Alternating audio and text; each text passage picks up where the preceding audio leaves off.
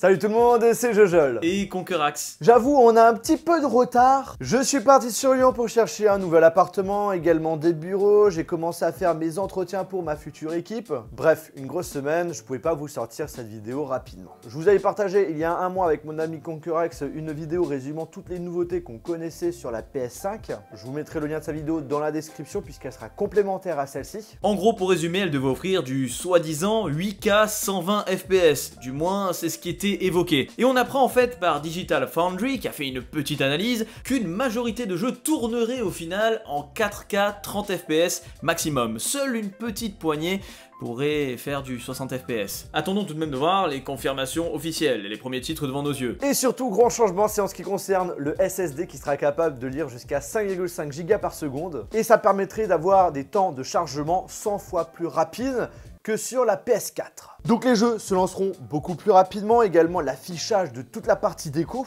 ça on le savait déjà, et quand on voit les différents gameplays qu'on nous a montrés, ça a l'air d'être bien confirmé. Comme vous, j'ai vraiment hâte qu'elle sorte pour pouvoir notamment vous en faire plusieurs vidéos. Si c'est toujours pas fait, n'hésitez pas à vous abonner et d'appuyer sur le bouton cloche, comme ça vous êtes sûr de ne pas les rater. La seule chose qui nous manquait par rapport à l'autre vidéo, c'est le design officiel de la PlayStation 5. Et durant le live de présentation des jeux qui sortiront sur PS5, ils l'ont enfin montré. Tu aimes ou tu aimes pas, moi franchement je surkiffe le design, c'est complètement futuriste et nouveau. On en avait parlé lors de la vidéo qui réunissait un petit peu toutes les infos pré-conférence, et on avait évoqué la couleur qui serait, selon nous, majoritairement blanche. En effet, c'est le cas. Et on n'est pas vraiment étonné parce que la DualSense présentée laissait présager ça. Mais ce qui est quand même dingue, c'est qu'il n'y a même pas une hypothétique version noire dispo. Et prendre le parti du blanc, bah, c'est clairement risqué pour Sony. Vous le savez, la marque arborait fièrement ses couleurs noires et bleues depuis la génération PS2. À mon sens, les ingénieurs de chez Sony ont voulu aller plus loin et un peu casser cette image sombre. D'ailleurs, à titre perso, je trouve qu'il y a un petit côté SpaceX dans tout ça. Vraiment, elle est très futuriste. On se retrouve avec un produit qui privilégie largement l'aération afin d'éviter la surchauffe, avec notamment ces grilles courbées en hauteur longés par les LED bleus qui font leur petit effet et nous rappellent surtout qu'on est sur PlayStation. Bon, sur les réseaux sociaux, ça a beaucoup trollé, mais en console, c'est tout nouveau, le fait d'avoir le boîtier en noir avec un contour en lumière LED, deux grosses tranches blanches qui ajoutent un côté élégant et travaillé à la console. De mon côté, je trouve que c'est un petit risque de la part de Sony de sortir ça, parce que ça sera un élément de décor qui ne collera pas forcément avec tous les types de mobilier, mais c'est aussi un point positif car c'est un moyen de pouvoir se démarquer par rapport aux concurrents et surtout que ça sera une console qui va durer bien 5-10 ans et qui pourra dans la logique pouvoir coller parfaitement avec le mobilier du futur. C'est vrai qu'on n'est pas habitué à quelque chose, ça fait toujours bizarre, les AirPods étaient fortement critiqués et finalement il y a tout le monde qui les kiffe. Pareil aussi pour l'iPhone 11 Pro avec ses plaques de cuisson, les constructeurs de smartphones qui proposent des gros objectifs photo, au final on s'y fait et il n'y a pas vraiment de problème.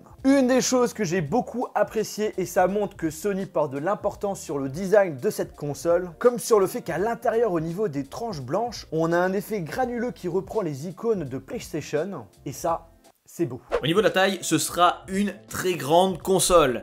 Ah ouais, là si on la compare à toutes les autres, eh bien elle les surpasse largement. Elle est même plus grande que la future Xbox Series X, et il faudra avoir de la place pour la ranger. Ce qui est dingue, c'est qu'à côté, la PS3 Fat par exemple est limite petite.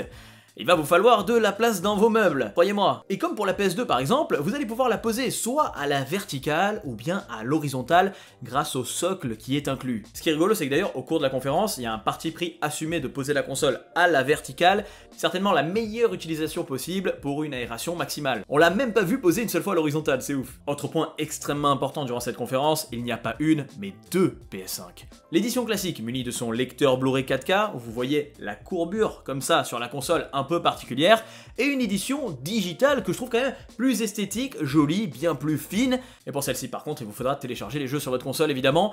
Après, à titre personnel, j'aime avoir le jeu dans les mains.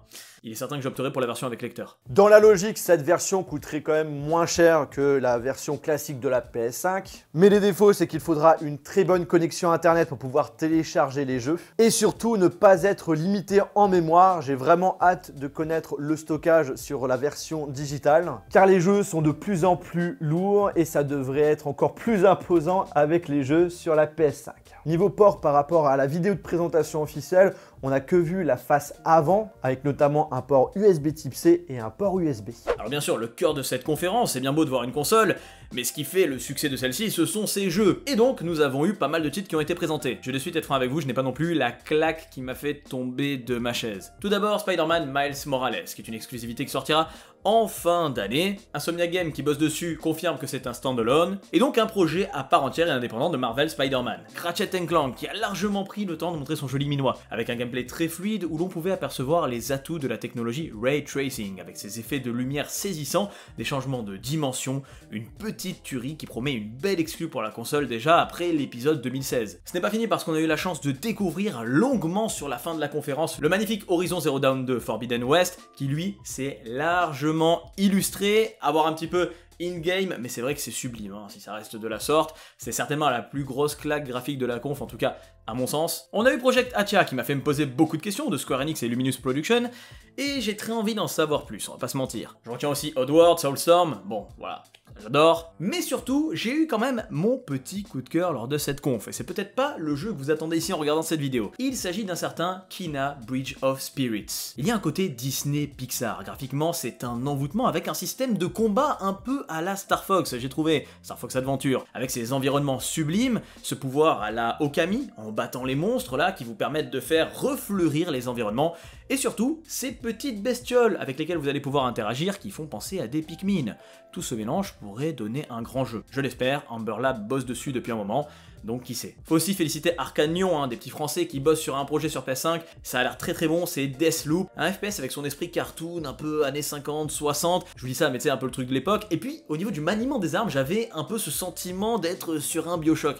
C'est assez particulier, mais en tout cas au niveau du gameplay ça avait l'air jouissif, il y a des animations qui partent mais dans tous les sens. Non franchement je suis agréablement surpris et j'apprécie les possibilités offertes, espérons que cela se confirme à la sortie. Bon je suis quand même obligé de citer le remake de Demon's Souls, franchement je le trouve incroyable, c'est un des trucs qui m'a le plus hypé de la conf, donc on va voir. Et puis évidemment Resident Evil 8 Village. Voilà, bon, moi je trouve qu'on s'éloigne un peu de l'ambiance des RE classiques que nous connaissons, mais encore une fois, à voir, nous sommes dans la neige, vous avez toujours ces maisons à l'ambiance un peu glauque, ces espèces de loups-garous zombies, ouais. Franchement, quand tu regardes, on l'appelle pas Resident Evil, pour moi c'est un peu pareil, mais bon, qui sait, on verra. Peut-être que Capcom nous a préparé une belle surprise. C'est aussi le retour du roi déchu des jeux automobiles, Gran Turismo, son épisode 7, et également retour du mode carrière, très attendu. Bon, visuellement, c'est pas la claque de ouf, hein, parce que les différences maintenant avec les jeux de bagnole, c'est compliqué. Quand je vois ce qui se fait sur Forza Horizon 4 notamment, sur One X, voilà, mais bon, à voir, et c'est vrai que ça promet de belles heures de jeu quand même. Il y a également Stray, un jeu où vous contrôlez certainement un petit chat dans un univers futuriste, cyberpunk, à voir, ça peut être sympa. Que dire de Astro Bot? Il y a plein de petits secrets à l'intérieur, je vous laisse regarder, à un moment donné il joue à la PS1.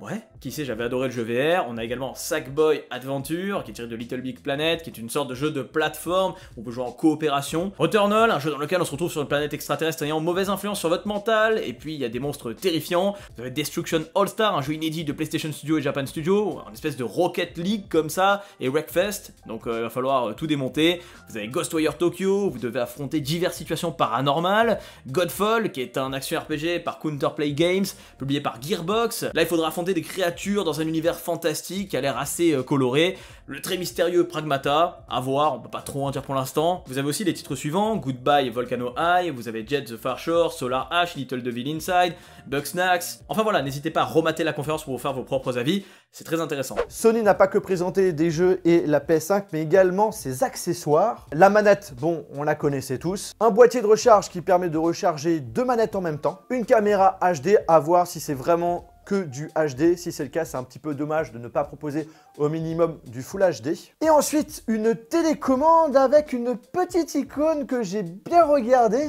Vous avez un petit bouton qui, à première vue, pourrait permettre d'activer un assistant vocal. On pourrait donc valider à 90% la rumeur qu'on avait parlé dans l'autre vidéo sur le fait qu'on aurait un vrai assistant vocal sur cette PS5. Par contre, très attention, beaucoup de personnes se trompent entre assistant vocal et contrôle vocal. C'est pas du tout la même chose. L'assistant vocal, c'est comme à la manière de Siri, d'Alexa, de Google Assistant. Il y a beaucoup plus de possibilités, plus d'options et surtout un comportement plus humain qu'on n'a pas avec le contrôle vocal de la PS4. Pour les prix et les disponibilités, on n'a toujours pas de détails, à part le fait qu'elle sortira fin d'année. Pour le prix, de mon côté, je pense que pour la version PS5 digitale, on serait autour des 500 €. Et pour la version classique, donc du coup avec le Blu-ray, autour des 550 voire 600 €. Bon, apparemment, on a vu la confirmation qu'une majorité des titres PS4 tourneraient au fur et à mesure sur la console. Donc c'était une bonne nouvelle, c'était Marc Cerny qui avait expliqué cela. Maintenant, quand tu vois les divers clins d'œil à la PS1, PS2 et compagnie